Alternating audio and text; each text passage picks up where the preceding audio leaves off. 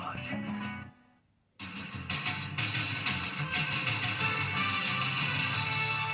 The Luigi connection?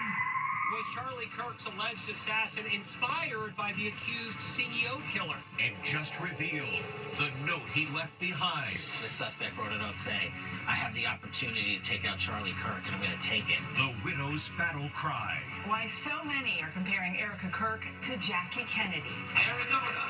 Her beauty queen past. Erica Fonfin, 23, Arizona. And her dating show history. To her new role as a force to be reckoned with. Charlie, Charlie, Charlie. Then, Standing O. The Emmy moment that has everyone buzzing. And the red hot ladies in red. Sydney Sweeney, Selena Gomez. And was he impersonating a cop? How long have you been working? How he was exposed. Wow. How you can tell real cops from fake cops if they come knocking at your door. Plus, peekaboo, we can't see you. Who's behind the curtain at the big game? Then, Lady versus Gator. Fought an alligator and won. She socked it in the eye to save her little dog, Dax. I punched him a few times. Now, Inside Edition with Eva Pilgrim.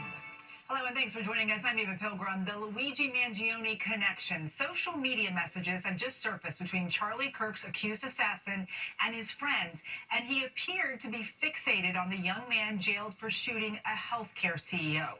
Stephen Fabian has our report. Tyler Robinson was cracking jokes with his pals just hours after he allegedly assassinated Charlie Kirk.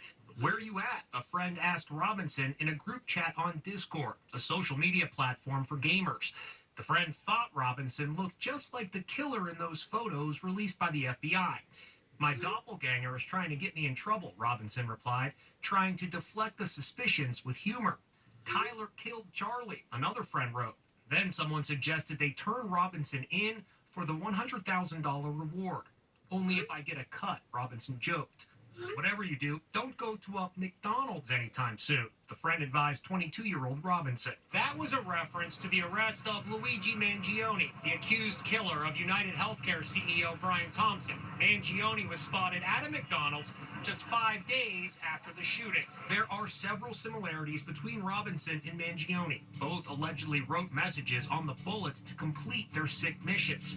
Mangione wrote, deny, defend, and depose. Robinson wrote, hey fascist, catch, and lyrics from an anti-fascist song, Bella Ciao. I would not be at all surprised if he was not only inspired by him, but followed him and was very struck by his infamy and how much media attention he's received. When Tyler Robinson realized that the time had come to turn himself in, he reached out again to his pals on Discord and confessed, hey guys, I have bad news for you all. It was me. I'm sorry for all of this. Today, FBI Director Kash Patel revealed that Robinson had written a note announcing his intentions prior to the murder. The suspect wrote a note saying, I have the opportunity to take out Charlie Kirk, and I'm going to take it. That note was written before the shooting. Evidence of its existence, we now have learned, existed before the shooting, was in the location in the suspect and partner's home. We're also learning that he was in a relationship. The roommate was a romantic partner, a male transitioning to female. I can say that that he has been very cooperative. This partner has been incredibly cooperative. Had no idea that this was happening. Please join us in a moment of silent reflection following the murder of Charlie Kirk. Charlie Kirk was honored this weekend at football games across the nation. But Kirk is as controversial in death as he was in life. Why are you so hateful? Why are you so hateful? This woman was arrested for allegedly disrupting a vigil at Texas Tech. This guy was detained for stomping on flowers at a memorial in Phoenix. And there are dozens of reports of people getting fired for social media posts critical of Kirk. Yesterday at 5 p.m., I was fired from my job for posting a video saying I don't care about Charlie Kirk's death. An employee at an Office Depot in Kalamazoo was fired for refusing to print flyers for a Kirk memorial. It's propaganda. I'm sorry. We don't put that here. U.S. Senator Ted Cruz took matters into his own hands, painting over anti-Charlie Kirk graffiti on an interstate overpass in Texas. Charlie Kirk was a maverick. Trump administration officials took part in a prayer vigil last night at the Kennedy Center, and today, Vice President Vance took over the Charlie Kirk podcast. The last several days have been extremely hard. Sitting in for his slain friend. Can't promise you that I will avoid Charlie's fate. Coming up, we'll have more on the assassination of Charlie Kirk, including a look at how his wife, Erica, is vowing to carry on their mission. A standing O for Stephen Colbert, the Late Show host, scoring big at the Emmy Awards, his show winning Best Outstanding Talk Show for the very first time. Our Victoria Recania was on the red carpet with the night's biggest stars. The crowd went wild for Stephen Colbert and gave him standing ovations at last night's Emmy Awards. Thank you very much. We gotta go. Colbert, whose show will end next May, joked he's looking for a new job. I think it still works. He brought out his headshot from 35 years ago. The Late Show with Stephen Colbert. Colbert got another standing ovation when he won for Outstanding Talk Series. God bless America. Stay strong. Be brave. And how's this for making dreams come true? Owen Cooper, adolescent. 15-year-old Owen Cooper became the youngest male actor ever to win for the hit Netflix series Adolescence, about a 13-year-old boy arrested for murdering his classmate. Could it get any better? Well, how about getting the award from red-hot Sydney Sweeney? There was also this exciting moment at the Emmys that had everyone buzzing. Noah Wiley. What a comeback. Noah Wiley won his first ever Emmy for lead actor on the hit medical drama The Pit. Welcome to the pit. It's his first Emmy nomination in 26 years after being nominated for that other medical drama that made his name, ER. What a dream this has been. Oh, my goodness. Actress Kristen Milioti delivered an animated speech for her first ever Emmy for her role on The Penguin. I love you and I love acting so much! One surprising no-show, Sofia Vergara. She was scheduled to present at the Emmys, but posted an image of herself with a badly swollen eye. Didn't make it to the Emmys, but made it to the ER. Sorry, I had to cancel. Craziest eye allergy. During commercial break, there's Jake Gyllenhaal and Cate Blanchett ducking and trying to get out of the way as photographers snap shots of Steve Martin, Selena Gomez, and fiancé Benny Blanco. And check out Seth Rogen backstage, juggling 4 of his whopping 13 Emmy statues for his comedy series The Studio, a satire on Hollywood. Hey, everybody. The night was also about nostalgia. Ray Romano and Brad Garrett from Everybody Loves Raymond reunited. The Gilmore Girls, who played the mother-daughter duo, were together again on their iconic front porch. And Reba McEntire kicked off a tribute to the Golden Girls 40 years after the hit show captured the hearts of fans forever. And the ratings are in. Just under 7.5 million viewers watched the Emmys. That's 8% more than last year and the largest audience since 2021. First responders rushed to a fire inside a parking garage. Then one of the officers ends up in cuffs. So what's going on? As Jim Murray reports, authorities say he's a fake cop.